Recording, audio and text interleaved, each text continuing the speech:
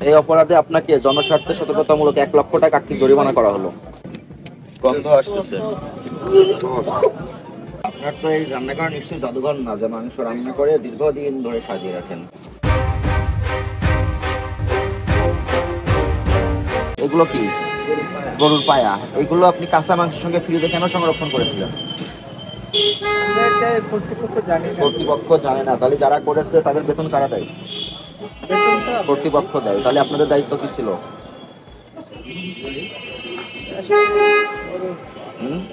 তারপর আপনার এই যে গ্রিলটা আপনি ফ্রিজে কাঁচা মাংসের সঙ্গে সংরক্ষণ করে রেখেছেন।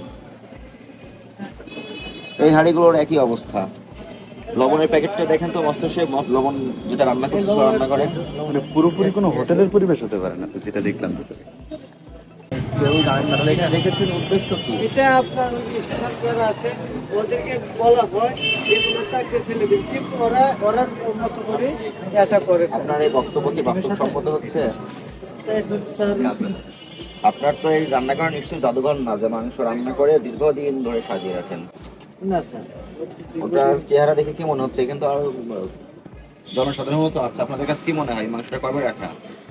উদ্দেশ্য কি? পুনরায় এটা গরম করে আপনি পরিবেশন করবেন, বিক্রয় করবেন, উদ্দেশ্য একটাই। আপনি হোটেলের যে কোনো রেস্টুরেন্টে যান পিছনের অবস্থা তার এই যে লবণের প্যাকেট, রান্না বান্না ওই যে এইটা উল্টা দাও।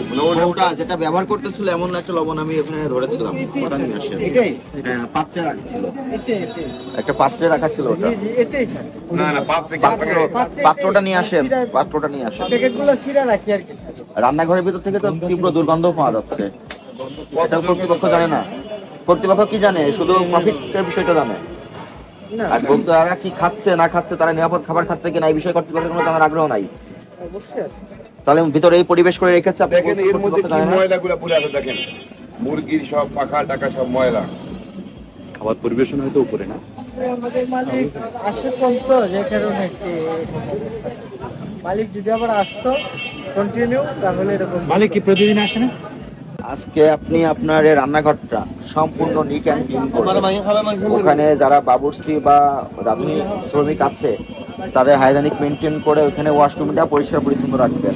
খাবার সংরক্ষণ এবং খাবারের সঙ্গে যে উপাদানগুলো আছে তার ব্যবহারের বিধি তাদেরকে প্রশিক্ষণ দিবেন। মানুষকে আপনি নিজের বাসায় যেমন নিরাপদ খাবারটা খান, নিজের পরিবার নিয়ে বাইরে থেকে যারা টাকা দিয়ে খেতে আসে তাদেরকেও আপনারা নিজের বাড়ি মনে করে নিরাপদ খাবারটা খাওয়াতে হবে। বুঝতে পেরেছেন? এরপরও যদি এই একই ধরনের অপরাধ সংগঠিত হয় আপনার প্রতিষ্ঠান আমরা বন্ধ করে রাখবো। মালিক তো আপনাদেরকে বেতন দিচ্ছে, মালিক কেন আসবে? হোটেলের যিনি ওনার উনি তো আপনাদেরকে বেতন দিয়ে রেখেছে। এইগুলো স্যার এই সসটা খুবই মারাত্মক বাজে এবং এটা খাওয়ার অনুপযোগী, নষ্ট।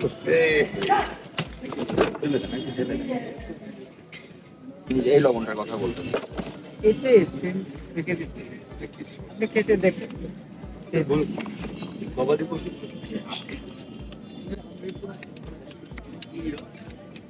গন্ধ আসতেছে।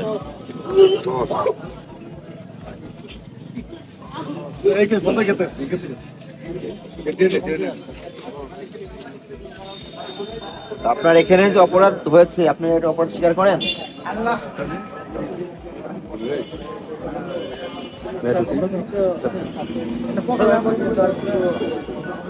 আর আজকে যে অপরাধ সংগঠিত হয়েছে ভোক্তা অধিকার সংরক্ষণ আইনের ৪৩ ধরনের ব্যত্যয় ঘটেছে, আপনি অপরাধ স্বীকার করেন?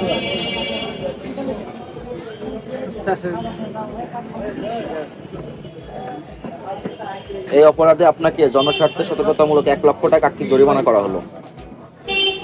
আর এগুলো সব ডিস্ট্রয় হবে।